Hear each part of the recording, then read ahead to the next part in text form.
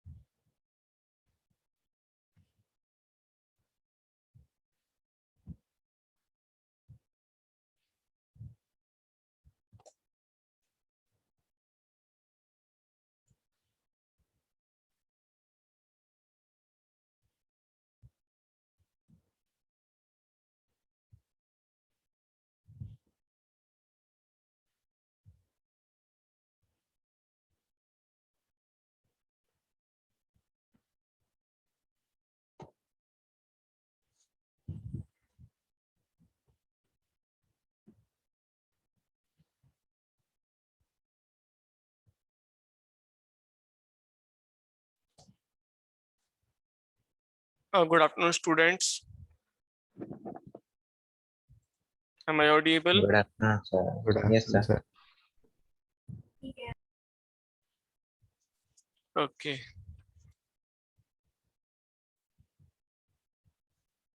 So in our last class, we have discussed certain basic terminologies that we will be using in our subject. Okay. So going as per your subject, your syllabus of DOME, we have this, that is static analysis of the planar mechanisms and the dynamic force analysis, including inertia and the force. Okay. So prerequisites, if I talk about, so you should have the knowledge of vector addition, कि vectors को कैसे add करते हैं दो. Okay.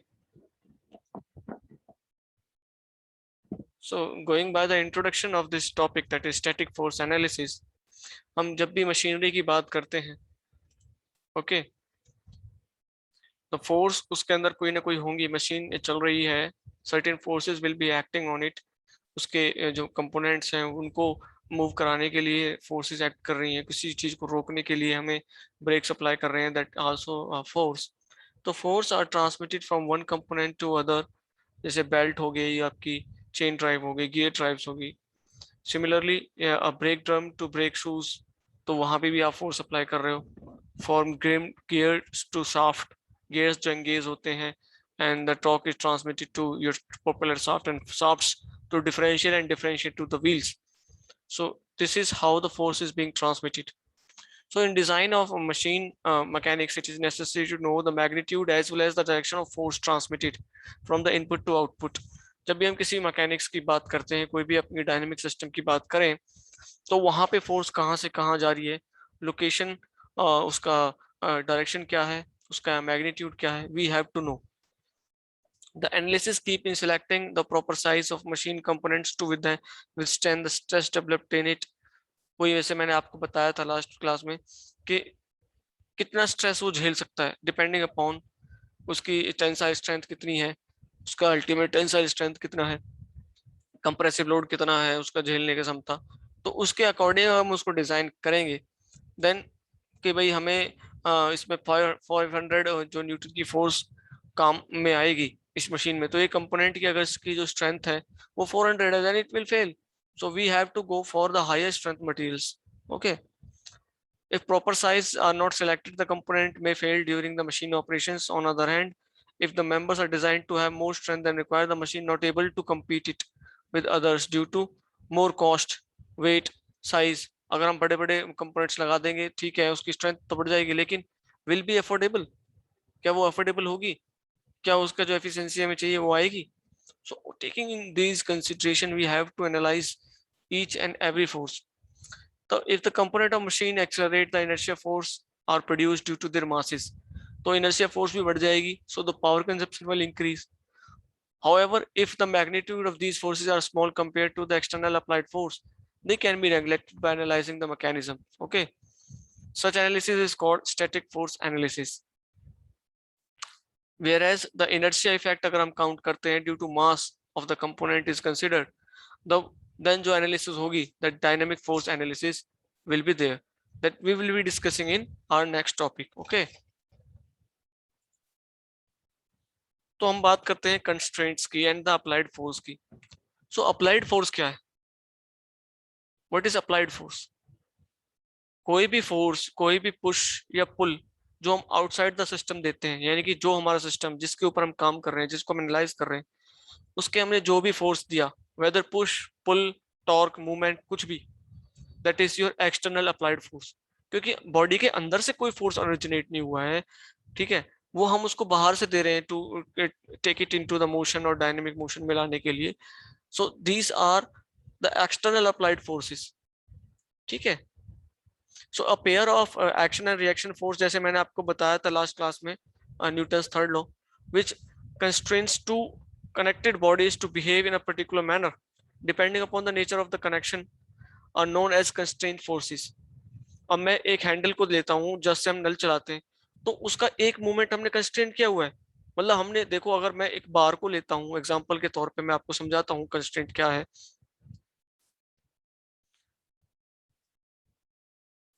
यहाँ पे एक मैंने हिंज किया, एक मैंने लीवर लगा दिया. अब मुझे बताओ, ये पिन पॉइंट जॉइंट है, यहाँ पे पिन पॉइंट जॉइंट है. ओके. टर्निंग पेयर इसको बोलते हैं हम, टीपी, टर्निंग पेयर. ओके. मुझे इसके बताओ डिग्री ऑफ फ्रीडम कितनी होगी इस वाली बार की. अगर मैं इस बार को एक्स नाम देता हूँ, तो what will be the degree of freedom for this bar जब ये हिंज्ड है यहाँ पे. Yes anyone? Sir one. One कैसे होगी डियर? सर जहाँ से रोटेट हो रहा है वही तो बस. वही. Okay, very good. इसकी डिग्री ऑफ फ्रीडम आएगी 1, क्योंकि ये सिर्फ इस डायरेक्शन में सर्कुलर मोशन कर सकता है. ना तो ये इधर जा सकता है, ना ये ऊपर जा सकता है, ना ये इधर जा सकता है. यानी कि एक्स वाई जेड का जो इसका constraints, these are the constraint motions इसके. इसको हमने रोक दिया, ठीक है. एक्स वाई जेड में कोई लीनियर मूवमेंट नहीं है इसकी, ठीक है. और इसकी इस वाली एक्सिस में क्या ये ऐसे टर्निंग मूवमेंट आ सकता है? इसमें आ सकता है? नहीं आ सकता. सिर्फ ये ऐसे घूमेगा, ना ये ऐसे घूम सकता है और ना ही ये ऐसे घूम सकता है. सो इसकी डिग्री ऑफ फ्रीडम आ गई 1. सो बाकी 5 डिग्री कहाँ हो गई? दीज वर कंस्ट्रेंट, उसको हमने रोक दिया.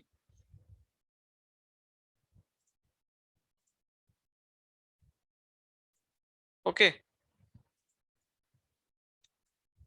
So constrained as a force at a mechanism, contact occur in pair. They have no net force effect on the system of bodies. However, for an individual body isolated from the system, only one of each pair of constraint force can be considered. Okay, now applied force I have discussed it. Usually the force are applied through direct physical or mechanical contact. This is your statement कि आप mechanical और कोई भी physical contact से हमने उसको कोई भी फोर्स जो भी हम देंगे दैट इज अप्लाइड फोर्स। लेकिन इसके लिए कुछ एग्जाम्पशंस हैं जैसे कि इलेक्ट्रिक फोर्स या मैग्नेटिक फोर्स, ग्रेविटेशनल फोर्स। ये फोर्सेस तो हैं लेकिन ये वाली जो कंडीशन है इसमें फिजिकल और मैकेनिकल कॉन्टैक्ट ये तो होता ही नहीं है। अगर मैं कहूँ एक एयरक्राफ्ट एयर में उड़ रहा है, क्या उसके ऊपर ग्रेविटेशनल फोर्स नहीं लग रही? यस और नो? है, लेकिन कोई कॉन्टैक्ट है उसका? नहीं है। इलेक्ट्रिक फोर्स, मैग्नेटिक फोर्स, ठीक है। So all these things are exemptions. देखो यहाँ पे कॉन्टैक्ट नहीं है, फिजिकल कॉन्टैक्ट नहीं है, मैकेनिकल कॉन्टैक्ट नहीं है, still there is an external applied force. Okay, now talking about the static equilibrium अगर हम बात करें तो इक्विलिब्रियम का पोजीशन क्या मतलब क्या है? What do you mean by equilibrium? अगर मैं कहूँ कोई चीज इक्विलिब्रियम में है मींस उसकी position with respect to time, with respect to space is not changing, कह सकते हैं। अगर मैं अपना एक टेबल पे फोन रख देता हूँ, mobile phone, if I place my mobile over table, whether it will be in equilibrium और अनस्टेबल इक्विलिब्रियम होगा, ये बताइए। इक्विलिब्रियम में है कि किसी और मोशन में है विद रिस्पेक्ट टू टेबल की बात? Equilibrium. Because of the net force is acting on it is zero, यही तो कह सकते हैं। जितना वो फोर्स टेबल पे लगा रहा है टेबल उतने भी लगा रही है, बैलेंस्ड है, देयर इज नो मोशन। जैसे ही अगर उस पर नीचे से फोर्स ज्यादा हो जाएगी इट विल लिफ्ट, या फिर मैं उसको दबाऊंगा नीचे तो टेबल से नीचे गिर जाएगा। यस और no? So a body is in yes sir. Static equilibrium if it remains in state of rest और मोशन। या फिर बॉडी अगर मोशन में है तो कंटिन्यूअसली मोशन में चलती जा रही है, उसको कोई रोक नहीं रहा, ठीक है। If a body is it tends to remain at rest and if motion it tends to keep in motion. In static equilibrium the vector sum of all the forces acting on a body is zero. मैंने last में बताया था आपको last class में कि force is a vector quantity, so we have to consider the magnitude as well as direction. अगर हम direction को नेग्लेक्ट कर देंगे देन जो रिजल्ट्स हमें मिलेंगे वो गलत भी हो सकते हैं, ठीक है। तो we have to calculate the direction as well as magnitude both. हम जब भी किसी चीज की एनालिसिस करेंगे तो हमें दोनों उसके फोर्स के इसके जो भी वेक्टर का है उसका एक तो डायरेक्शन और मैग्नीट्यूड दोनों को कंसीडर करना है। अगर वो जीरो है किसी बॉडी के ऊपर तो बॉडी इक्विलिब्रियम में होगी ही होगी। The vector sum of all the movements about any arbitrary point is zero, movement भी जीरो हो जाएगा। ओके, सो मैथमेटिकली अगर मैं कहूँ तो summation sigma F will be zero, यानी समीशन एफ यानी कि जितने भी फोर्सेस उस पर एक्ट कर रहे हैं। अगर मैं कोई बॉडी लेता हूँ, मान लो ये मैं एक बॉडी लेता हूँ, इस पे यहाँ पे कोई फोर्स लगी है, मैं इसको बोलता हूँ एफ एक्स, नेक्स्ट डायरेक्शन अगर प्लेन की बात कर रहा हूँ, और मैं यहाँ से कोई फोर्स लगा रहा हूँ इस पे एफ और दूसरी एफ टू, या फिर मैं यहाँ से कोई फोर्स लगा रहा हूँ इसमें एफ थ्री, ठीक है, यहाँ से मैंने कोई फोर्स लगाई इस पे एफ फोर, ठीक है। तो जो समीशन है इन फोर्सेस का मीन्स ये समीशन सिर्फ मैथमेटिकल नहीं है, इस वेक्टर समीशन की बात कर रहा हूँ मैं। वेक्टर समीशन यानी कि F summation is equal to zero. Okay, ये जीरो है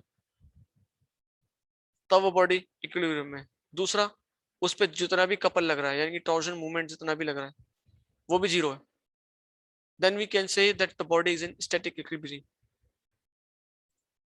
यस, अगर प्लेनर सिस्टम की बात करूं मैं, किसी एक्स वाई प्लेन में कोई सिस्टम है तो उस पर दो तरह की फोर्सेस लग रही होंगी, एक एक्स डायरेक्शन में और एक वाई डायरेक्शन में। तो summation X and summation Y must be zero. और जो उस पर मूवमेंट लगा हुआ है डायरेक्शन अगर यहाँ है तो मूवमेंट इस तरह से करेगा अबाउट जेड एक्सिस, यही मूवमेंट पॉसिबल होगी अगर प्लेनर की बात करता हूँ, तो वो भी जीरो होगा। अगर ये तीनों कंडीशन सेटिस्फाई हो जाती हैं then you can say that the system is in static equilibrium.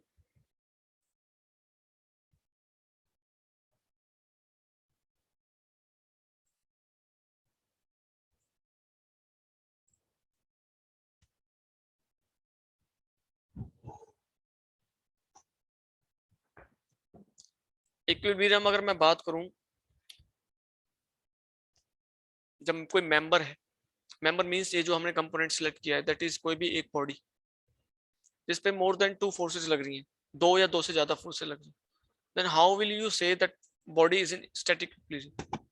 तो उसको इक्विलिब्रियम में कैसे हम कहेंगे? What are the conditions to define that body is in equilibrium? So a member under the action of two forces will be in equilibrium. मतलब अगर ये body है, मान लो ये कोई एक बॉडी है, जैसे ये अभी रखी हुई है आपके सामने, दिस इज मैं बॉडी 1 मानता हूँ, इसके ऊपर 2 फोर्सेस लग रही है, एक F1 और दूसरी है F2।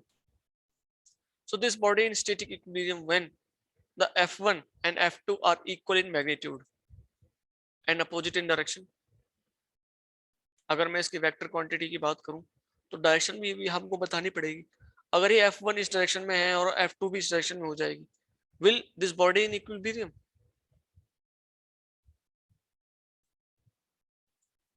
बताइए, अगर ये फोर्स F1 इस डायरेक्शन में है और F2 भी इसी डायरेक्शन में हो जाए तो क्या ये बॉडी इक्विलिब्रियम में होगी? ना सर। क्योंकि net force will not be equal to zero. या फिर मैग्नीट्यूड अगर मैं कहूं F1 is greater than F2 हो जाए, then body will accelerate in this direction with the acceleration is equal to F1 minus F2 by m। यही होगा कि नहीं होगा? Yes sir. So these are the conditions, the force are of same magnitude, force act along the same line। और इनका जो देखो तीसरा पॉइंट जो है वो एक इंपॉर्टेंट पॉइंट क्या कह रहा है? अगर ये कोई बॉडी है, अभी देखो यहाँ पे मैं ड्रॉ करता हूँ एक बॉडी है, यहाँ पे एक F1 फोर्स लगी हुई है और एक F2 फोर्स यहाँ पे लगी हुई है, ये भी 10 न्यूटन की है और ये भी 10 न्यूटन की फोर्स है, मान के चलते हैं। यानी ये वाली force F1 is equal to F1, मतलब ये दोनों फोर्सेस सेम मैग्नीट्यूड की हैं। अब देखो डायरेक्शन भी अपोजिट है कि नहीं? लेकिन अगर आप इसका एक्शन देखो, लाइन ऑफ एक्शन ड्रॉ करता हूँ मैं इस लाइन फोर्स का और इसका मैं लाइन ऑफ एक्शन ड्रॉ करता हूँ, तो क्या ये कोइंसाइड कर रहे हैं? सो ना will sir. This body be in static equilibrium? क्या ये स्टैटिक इक्विलिब्रियम में होगी बॉडी? ना sir. A torque will be there, इसके ऊपर एक कपल आ जाएगा। कपल कितना होगा? F1 इंटू दिस डिस्टेंस, जितना ये ऑफसेट है दोनों के बीच में, मान लो मैं x मान लेता हूँ, this offset is x, then turning movement जो होगा इसके ऊपर जो होगा that is F1 into x। होगा कि नहीं होगा? Yes sir. So static equilibrium में कहा ये वाली कंडीशन आपकी मेट ही नहीं हुई, यानी कि डेल्टा जो आपका मूवमेंट था वो जीरो हुआ ही नहीं, is not equal to zero. So these three conditions should be met when we are dealing with more than two forces. The forces are of same magnitude, force act along the same line, मतलब उनका action जो है line of action is same, and the force are in opposite direction when two forces are considered। अगर किसी body के ऊपर तीन forces लग रही है, देखो यहाँ पे जैसे तीन फोर्सेस लग रही हैं F1 F2 एंड F3, तो resultant of F1 and F2 must act along this direction and the amplitude, और जो मैग्नीट्यूड कहेंगे वो F3 के बराबर होगा, तब ये बॉडी इक्विलिब्रियम में होगी कि नहीं? So this yes is, sir. यही चीज यहाँ पे आपको ग्राफिकली जो है रिप्रेजेंट करके दिखाई गई है कि अब F1 और F2 को जो हम ज्वाइंट करेंगे, वेक्टर एडिशन करेंगे, that F1 F2 and the resultant will B F3, और ये F3 के बराबर ये वाली जब फोर्स होगी यहाँ पे जो इसको एक्ट कर रही होगी रिजल्टेंट फोर्स, F1 और F2 का resultant will be equal to F3, and the action of F3 and F जो रिजल्टेंट है F1 और F2 का, दोनों का जो एक्शन है वो कोइंसाइड करेगा and opposite in direction and same magnitude, then will cancel each other, और जो हमें मिलेगा वो यहाँ पे net force equal to zero मिलेगी, and we can say that this system is in equilibrium. So the resultant of force is zero and the line of action of the forces intersect at a point, यहाँ पे जो intersect कर रही है इस point को हम बोलते हैं concurrency, point of concurrency. Is it clear? Yes sir. किसी को कोई doubt?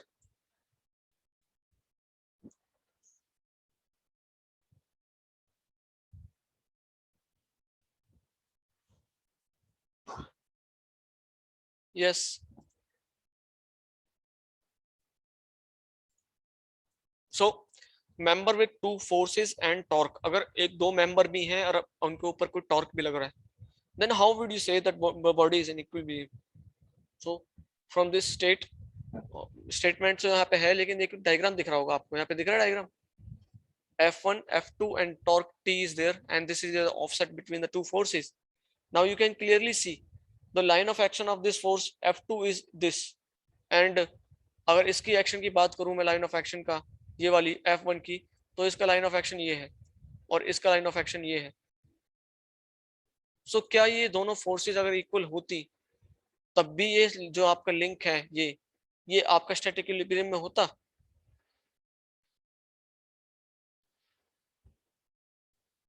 Hmm,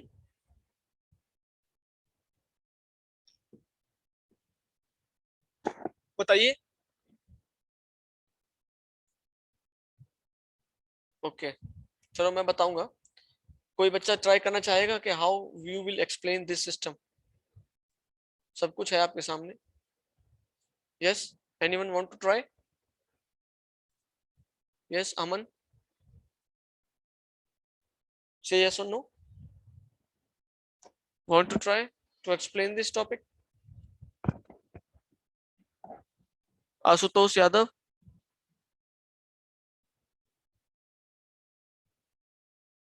can you hear me all? Sir आप बता दो. Yeah. नहीं, मैं तो बता दूंगा डियर, कोई दिक्कत नहीं है, मैं तो बैठा ही बताने के लिए हूँ. ओके,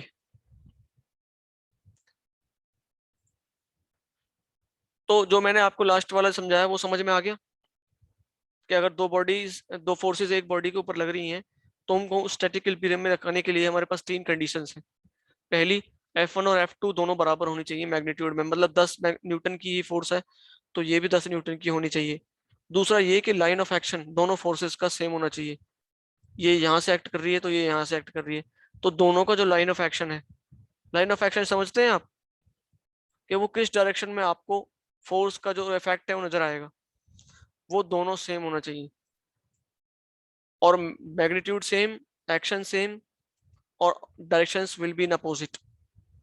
ओके, एक दूसरे के सामने होनी चाहिए तो वो उनको कैंसिल करेंगी वो. ठीक है, अगर देखो यहाँ पे ऑफसेट आ गया, देखो यहाँ पे एच का ऑफसेट है, तो ये इसको टर्निंग मूवमेंट प्रोवाइड करेगा. अब हमने टर्निंग मूवमेंट टी पे लगा दिया इधर की डायरेक्शन में, यानी कि क्लॉकवाइज डायरेक्शन में. Now you can clearly see कि यहाँ पे एक टर्निंग मूवमेंट है क्लॉकवाइज डायरेक्शन में, टी. लेकिन हमें क्या करना है, वो मेरे से कह रहा है कि भाई हमें इस रॉड को इसी पोजीशन में रखना है जैसे कि ये है. तो हम क्या करेंगे कि इसका रिजल्टेंट जो होगा, यानी F1 और F2 की वजह से यहाँ पे एक जनरेट हुआ कपल, तो F1 multiply by H must equal to T होना चाहिए. होना चाहिए कि नहीं होना चाहिए? ये जितना भी यहाँ पे हमारा मूवमेंट लगा हुआ है टी, ये F1 मल्टीप्लाई बाय एच के प्रोडक्ट के बराबर होगा. ये इधर इसको टी से घुमा रहा है, मैं इसको फोर्स लगा रहा हूँ यहाँ से. अगर ये मान लो 10 न्यूटन का है, न्यूटन मीटर का है, 10 न्यूटन मीटर का टॉर्क इधर लगा हुआ है, ठीक है, तो मैं यहाँ से फोर्स अगर 10 की लगाऊं और ये वाली जो हाइट है ये 1 मीटर हो जाए, तो ये कैंसिल करेगा नहीं, इसको करेगा, तो T will is equal to F into H. Yes और no? Yes, sir. So this is uh, what is explained in the theoretical part of this portion, that member under the action of two forces and applied torque will be an equilibrium if कब the force are equal in magnitude, parallel in direction and opposite in sense. Next, the forces form a couple, ये couple ही तो produce कर रही है because of offset, इनके बीच में जो distance है, which is equal and opposite to the applied torque. और वो की इक्वेशन कितनी आ रही है, T is F1 into H and F2 into H, बराबर होना चाहिए, where T F1 and F2 are the magnitudes, and ये T F1 and F2 respectively, T acts in clockwise direction, and जो कपल बनेगा must be in counter clockwise direction, so that the body stays in equilibrium. ठीक है ना? किसी को दिक्कत है तो पूछो, समझ में नहीं आया हो कुछ, then we will move.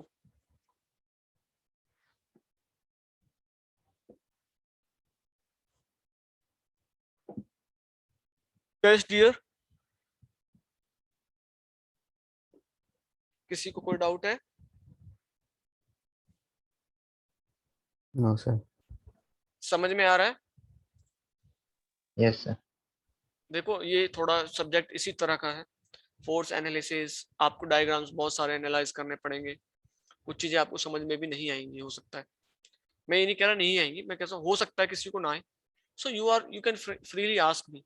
कुछ चीज समझ में नहीं आती है then you can ask me multiple times. लेकिन ये है कि आपको आना चाहिए। द ऑब्जेक्टिव इज कि आपको आना चाहिए।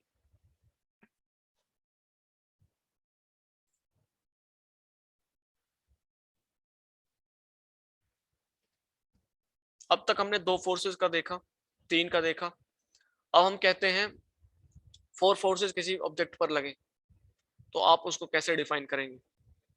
नाउ अब आप किसी को, कोई बच्चा चाहेगा करना इसको डिफाइन? अब काफी चीजें हमने बताई आपको। नाउ इस डायग्राम को कोई एक्सप्लेन करना चाहेगा? द इक्विलिब्रियम फोर्सेस, फोर्स जब किसी कंपोनेंट पे लगे तो उसको हम कैसे स्टैटिक इक्विलिब्रियम में मेंशन करेंगे। या अगर हमारे पास कंडीशंस दी हुई है, ये हमें जिस तरह का डायग्राम दिया हुआ है, हमें फोर्सेस दी हुई है, बाकी फोर्सेस हमें निकालनी है। मान लो हमें एक फोर्स दी दी F1, then we have to find F2, F3 and F4। How will you find these forces? Yes, anyone? गलत जवाब दो बेशक, कोई दिक्कत नहीं है, just try. Yes Aman, Ashutosh, Amit, Mohit, Nitesh Mishra, Shubham Kumar Rana, Tushar, Tushar Saini.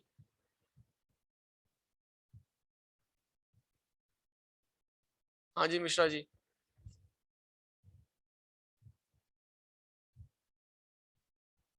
Mishra ji कुछ बताइए।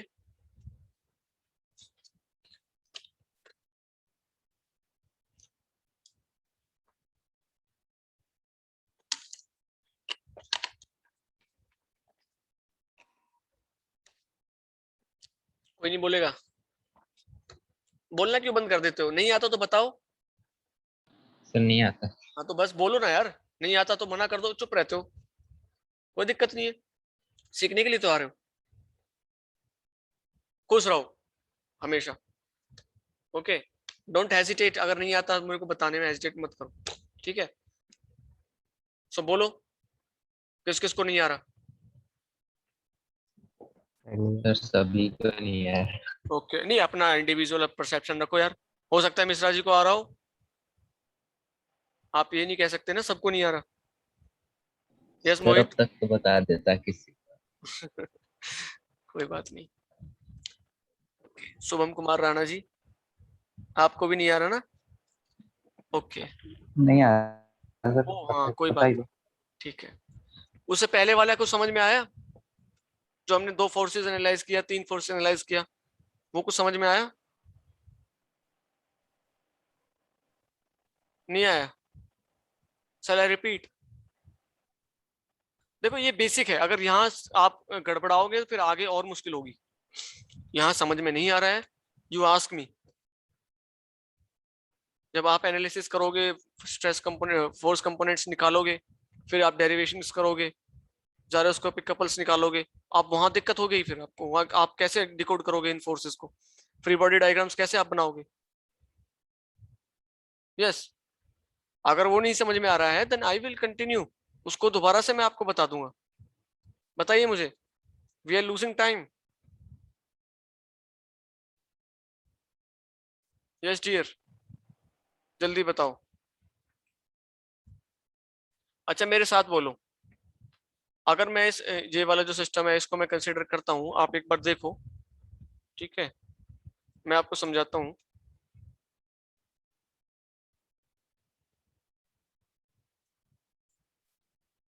दिख रहा है सभी को? एक बार बताओ मुझे। Yes yes sir. Yes sir. अब मेरे साथ में बोलना है, आपको बताना है, मैं पूछूंगा आपको बताना है, ठीक है। अब मैं ये सिस्टम लिया हुआ है, अगर मैं इस F1 की डायरेक्शन ड्रॉ करता हूँ एक्शन, तो ये वाली डायरेक्शन होगी इसकी, लाइन ऑफ एक्शन होगा, यस सर। और इसका लाइन ऑफ एक्शन ये होगा। सिमिलरली इसके पैरेलली अगर मैं यहाँ पे ड्रॉ करता हूँ तो इसका लाइन ऑफ एक्शन ये होगा, होगा। सर। Yes yes sir.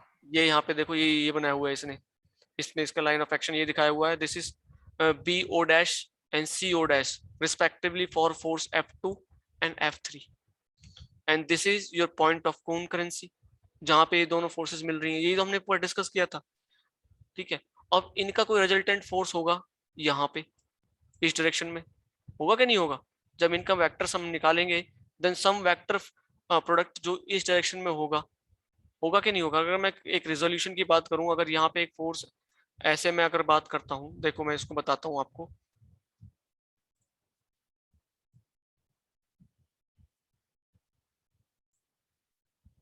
ये एक्स डायरेक्शन है, ये वाई डायरेक्शन है।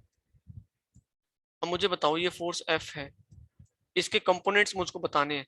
What will be the force, इस जो फोर्स है F, इसका कितना हिस्सा आपको पुश मिलेगा इन एक्स डायरेक्शन एंड कितना मिलेगा वाई डायरेक्शन में? So we can say F sin if this theta is the F theta, cos yes, theta. absolutely. If this is the theta, then this will equal to F sin theta. होगा? Sir F गलत cos गलत गलत, cos theta होगा। Okay, यहाँ पे जो है F cos theta होगा, करेक्ट बोला। यहाँ पे cos theta होगा, जो ये वाला एंगल है यहाँ से जो जिसके साथ ही जुड़ा होगा, that will be your cos theta। और ये वाला जो पोर्शन है दिस फोर्स यहाँ पे जो होगा resolution is this force F sin theta। Okay, so this you know कि how to resolve the force in different components if we have an inclination or we have theta। so अगर मैं यहाँ पे कोई theta angle मानूं तो we can easily find the component of F3 and F2, yes or no? Similarly I can find the components of F1 and F4, ठीक है, और इनका हम रिजल्ट भी निकाल सकते हैं because we have both directions, यहाँ पे भी यहाँ पे भी। तो मैं अगर F1 और F4 का रिजल्टेंट निकालूं और वो F आए, तो ये मुझे ये बताओ कि F2 और F3 का रिजल्टेंट भी F के बराबर होना चाहिए कि नहीं होना चाहिए, और उसका लाइन ऑफ एक्शन इसके ही डायरेक्शन में होना चाहिए, तभी तो ये बॉडी स्टैटिक इक्विलिब्रियम में रहेगी। यस सो अगर मैं यहाँ से कोई भी एक फोर्स आपको दे दूं वैल्यू, मान लो इसकी मैं आपको 100 न्यूटन वैल्यू दे देता हूँ, then you can easily find कि इसका एक कंपोनेंट यहाँ कितना होगा, और यहाँ से ये नेट फोर्सेस जो आ रही हैं इसका रिजल्टेंट, यानी कि जो F फोर्स ये है और इन दोनों का रिजल्टेंट F2 और F3 का, और F1 और F4 का रिजल्टेंट वो हमेशा इक्वली ही होगा अगर स्टैटिक इक्विलिब्रियम की बात कर रहे हैं हम, यस और नो?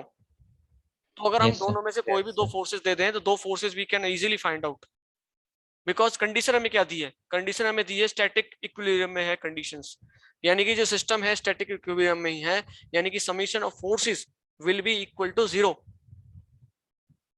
तो जब हम चार फोर्सेस की बात करते हैं उसको भी हम इजीली निकाल सकते हैं with the concept of static equilibrium. Clear है? Yes, sir. Yes, sir. तो इसमें क्या था, इतना इजी था ये तो आपके बाएं हाथ का खेल था, फिर पता नहीं आप क्यों नर्वस होते हो, कोई तोप थोड़ी ना है, you are doing engineering. Okay, चलो ये बाद में समझेंगे, थोड़ा स्प्रिंग वाला कॉन्सेप्ट है, आप थोड़ा कंफ्यूज हो जाओगे, ये बाद में देखते हैं जब आपके कॉन्सेप्ट क्लियर हो जाएंगे। ठीक है, इसमें एक रीस्टोरिंग फोर्स आती है, वो आपको दिक्कत देगी। ठीक है ना, अब मैं बात करता हूँ कन्वेक्शन की। देखो जब भी हम कन्वेंशन की बात करते हैं, conventions mean how do you represent the things, नाम आपको कैसे कैसे किसको देना है, मान लो किसी का नाम अनुज है या कुछ है तो क्यों क्यों उसको हम पहचानना है। सिमिलरली अब कन्वेंशन की बात करें हम, तो जो फोर्स है उसके कुछ कन्वेंशन हम रखते हैं, जैसे हम लिखते हैं F12, जब हम फ्री बॉडी डायग्राम बनाते थे तो हम लिखते थे F12, या हम लिखते थे F34। ठीक है, और इसको अगर हम फोर्स इधर से लगाते हैं तो बोलते थे F43। तो इसका मतलब क्या है? देखो यहाँ पे यही हमने सिर्फ इसको एक जो है वेरिएबल फॉर्म में लिखा है Fij, means the force exerted by member I on member J, उसको हम बोलेंगे ये इस तरह से। जैसे कि मैं आपको एग्जांपल लेके बताता हूँ, ये J, ये I मान लो और ये इसको J मान लो। अब ये देखो यहाँ पे एक हिंज्ड पॉइंट है, मैंने यहाँ से इसको फोर्स दिया F, तो मुझे बताओ अगर मैं इस बॉडी का फ्री डायग्राम बनाऊं तो ऐसे यहाँ पे, तो यहाँ पे जो फ्री बॉडी डायग्राम में यहाँ पे फोर्स आ रहा होगा, उसको क्या लिखूंगा मैं, एफ, ये वाला आई है, ये जे है, तो इसको मैं लिखूंगा एफ क्या, जे आई या आई जे, इसको हम लिखेंगे जे आई, एफ जे आई के एफ, ये जे कंपोनेंट, जे जे जो जो जे वाला हमारा ये सेगमेंट है या जो जे वाला मेंबर है, इसने आई पे फोर्स लगाया, तो एफ आई जे, यस और नो? yes नहीं sir, आया, नहीं आया। ओके आगे बढ़ते हैं, चलो मैं बताऊंगा आगे, नेक्स्ट मैं आपको डायग्रामेटिकली समझाऊंगा।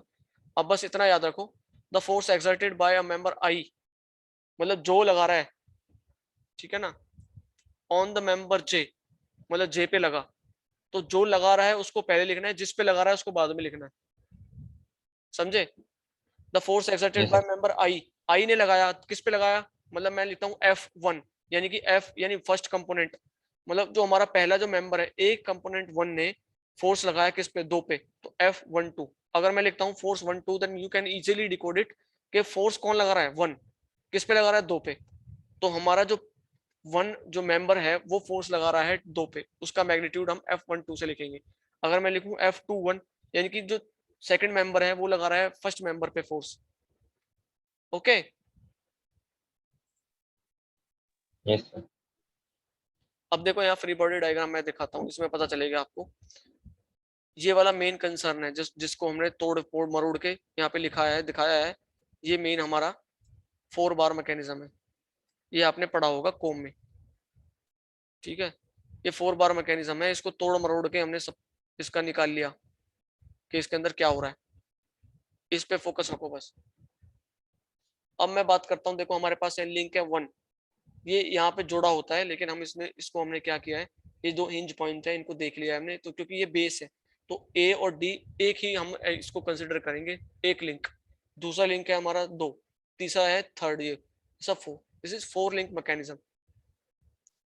अब इसमें क्या हो रहा है देखो, अगर मैं लिंक ए बी को हटा के अलग लिखता हूँ, तो इसके ऊपर जो फोर्सेज आ रही है, फ्री बॉडी डायग्राम बनाऊं तो मैं इस पर देखो टी टॉर्क लग रहा है क्लॉकवाइज डायरेक्शन में, और देखो ये जो बीसी वाली जो ये मेंबर है, यानी कि member 3 is applying a force on point B, और पॉइंट बी किसका पार्ट है, 2 का, तो फोर्स एफ, ये देखो F32, F32 यानी कि 3 वाला जो सेगमेंट है is applying a force on segment 2, ये यहाँ से ये कन्वेंशन आ रहा है, आ रहा है कि नहीं आ रहा? सिमिलरली देखो यहाँ पे ये वाला जो कंपोनेंट है, ये वाला ए पे, ये वन पॉइंट जो है one, this link one is exerting a force on link 2, so you can say that F12 यानी F is applying force on F2, clear है? yes sir, सिमिलरली ऊपर देखो यहाँ पे क्या है, ये जितना फोर्स इस पे लगा रहा है, अगर मैं इस पॉइंट को स्टैटिक इक्विलिब्रियम में चाहता हूँ तो नेट फोर्स 0 होना चाहिए, अदरवाइज ये लिंक तो टूट जाएगा। अगर इस पे अनबैलेंस फोर्सेस होंगे, ये ज्यादा लगाएगा कम लगाएगा, इट विल ब्रेक, लेकिन ये वाला पॉइंट जो है स्टैटिक में है, इक्विलिब्रियम में है, ये टूट नहीं रहा है, तो इसके ऊपर इसके नेट फोर्सेस 0 है, तो नेट फोर्स 0 मतलब F32 must equal to F23, और F23 ये वाले लिंक की बात कर रहा हूँ मैं, लिंक 3 की, तो लिंक 3 पे लिंक 2 फोर्स लगा रहा है, तो लिंक 2 लगा रहा है तो F2, एंड थर्ड पे लगा रहा है तो F23, सिमिलरली यहाँ पे, so this is the nomenclature or you can say the convention to form this type of free body diagram, clear हुआ ये कन्वेंशन कैसे हमें मार्क करनी है? और मैं ये चीज बता रहा yes, था आपको, F34 is equal to F43, ये वाली फोर्स इसके इक्वल होगी, ये वाली फोर्स इसके इक्वल होगी, ये वाली फोर्स इसके इक्वल होगी, तभी तो ये बॉडी यहाँ पे जो है हिंज ये फिक्स रहेंगी, अदरवाइज ये टूट जाएंगी अगर अनबैलेंस फोर्सेस होंगी, ठीक है। तो आज यहीं तक रखते हैं, बहुत ज्यादा हैवी हो गया है आपके लिए मुझे लग रहा है, एक बार अटेंडेंस बोल दो अपनी, और किसी को कोई डाउट हो तो पूछो मुझसे।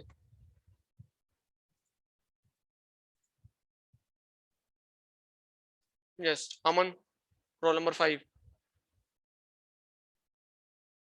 अमन Singh roll number 6, Present, sir.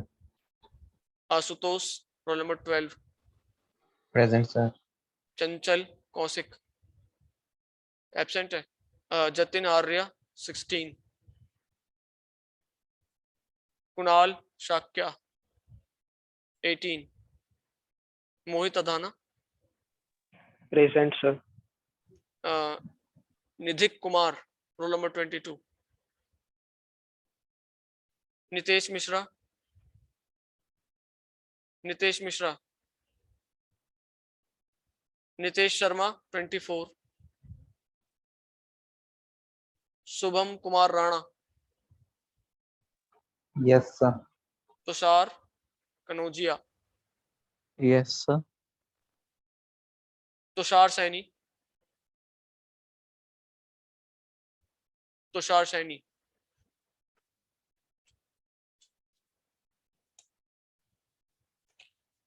Okay. So I hope आपको यहाँ तक क्लियर हुआ है ये। You can refer the book from book your book, मैंने आपको बताई थी SS Ratan, you can follow, and अगर आप वो समझ नहीं आती है देन यू कैन रेफर खुरमी, लेकिन कंटेंट अच्छा नहीं है उसमें। स्टैंडर्ड बुक आप SS रतन रेफर कर सकते हैं, ठीक है। और एक बार आप ना 4 बार जो लिंकेजेस हैं और स्लाइडर मैकेनिज्म्स हैं, उनके इन्वर्जन्स हैं कोम के, एक बार वो रिवाइज करके आइए, बिकॉज हम नेक्स्ट क्लास में जब पढ़ेंगे आपका डायनेमिक एनालिसिस, तो उसमें हम फोर्सेस देखेंगे क्या कैसे कैसे काम हो रही हैं, ठीक है, और उसमें आपको वो हेल्प करेगा, ठीक है। Thank you.